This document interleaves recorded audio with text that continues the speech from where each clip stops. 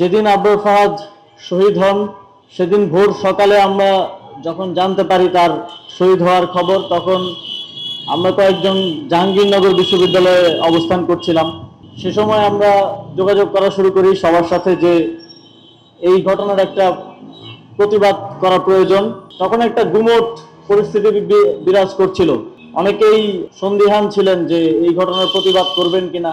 অনেকের মন থেকে এই প্রশ্ন আসছিল আমাদের প্রতি যে আব্দুল ফাহাদ কি শিবির কিনা, যেন বা শিবির হলেই প্রতিবাদ করা যায় না, এরকম একটা পরিস্থিতি ছিল। তবে সে সময় সাহসিকতার প্রথম নিদর্শন দেখিয়েছিল বুয়েটের শিক্ষার্থীরা।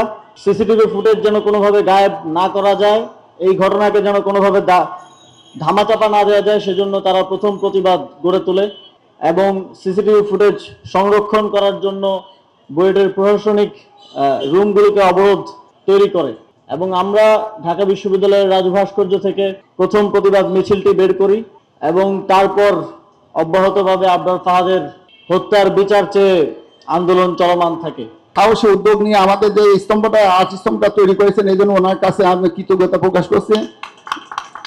তাছাড়া এই কাজের সাথে যারা জড়িত ছিল, যেমন দক্ষিণ সিটি কর্পোরেশনের মাননীয় প্রশাসক আছেন, তারপর ইঞ্জিনিয়ার আছে কয়েকজন, তারা দিন রাত, আমি একদিন এসেছিলাম দেখি তারা রাতও কাজ করছে, মানে সর্বসাকল্যভাবে তারা যত পরিমাণ উন্নত মানের মালামাল ব্যবহার করা যায় সেইগুলি করেছে। এই জন্য ওনাদের কাছে ধন্যবাদ জানাচ্ছি এই ফলকটা সুন্দরভাবে তৈরি করার জন্য। আব্দুল ফাহাদ সহ জুলাই আগস্টে যারা শহীদ হয়েছেন সবার আত্মার মাগফিরাত কামনা করছি। সবাই আল্লাহ একজন শহীদের মর্যাদা দান করেন। এটা হওয়াটা ইটসেলফ আমাদের জন্য অনেক বড় একটা সাফল্য। আমরা অন্তত একজন শহীদের লড়াই এবং তার স্মৃতিকে আমরা স্থায়ী রূপ দিতে পারলাম। আমি আমার সোসাইটির ভিতরে এমন কোনো উপাদান আছে কিনা যেই কারণে আমাকে আধিপত্যের শিকার হইতে হয়, আমাকে আগ্রাসনের শিকার হইতে হয়, আমাকে উপনিবেশের শিকার হইতে হয়। এই সোল সার্চিংটা দরকার। আমরা অবশ্যই দিল্লি না ঢাকা স্লোগান দিব, কিন্তু আমরা এই স্লোগানের সাথে সাথে ঢাকাকে কিভাবে আসলেই সত্যিকার অর্থে বড় করা যায় সেটা চিন্তা করব। আব্দুল ফাহাদ বলে গেছে আমাদেরকে, আমাদের জুলাই শহীদরা বলে গেছে, আমরা রিয়াকশনের বাইরে আমরা কিভাবে প্রোঅ্যাক্টিভ অ্যাক্টিভিজম, আমাদের উদ্যোগ এবং পলিটিক্স করতে পারি সেই দিকে ভাবার জন্য আমি অনুরোধ করব।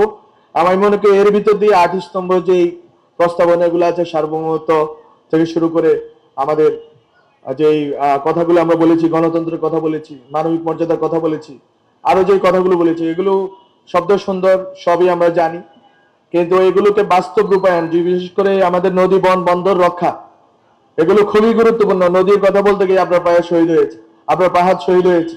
আবরার ফাহাদ বাংলাদেশের পক্ষের ঐক্যের প্রতীক। আমরা জুলাইতে যেমন কোনো দলবদ্ধ দেখি নাই, ফেসিবাদ বিরোধী সকলে 24-এর অভ্যুত্থানে যেমন আমরা সামিল হয়েছিলাম, ঠিক তেমন ঘটনাই এই ফেসিবাদী আমলে সবার প্রথমে আমাদের কাছে দৃশ্যমান হয় আবরার ফাহাদ হত্যাকাণ্ডের বিচারের দাবিতে যে আন্দোলন, সেই আন্দোলনের মধ্য দিয়ে। আমি সেই রাতের সকল সহযোদ্ধাদেরকে অন্তরের অন্তরস্থল থেকে কৃতজ্ঞতা জানাই। আপনারা যে শপথ করেছিলেন সেই শপথ বাস্তবায়ন করা পর্যন্ত আপনারা পলাশীর চত্বর থেকে সরে যান নাই।